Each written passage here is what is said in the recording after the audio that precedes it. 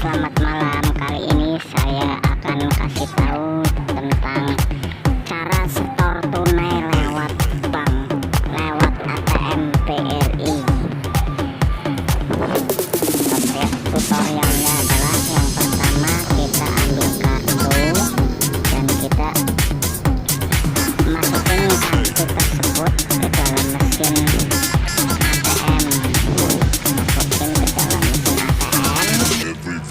Lalu kita pilih bahasa Indonesia.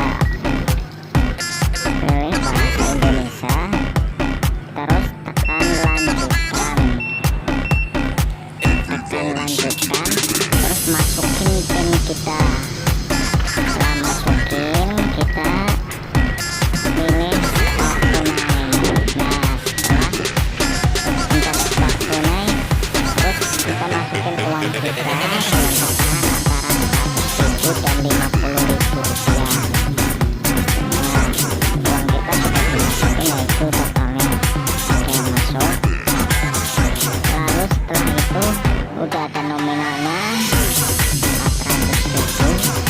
Lalu kita pencet, kalau udah yakin kita pencet setor,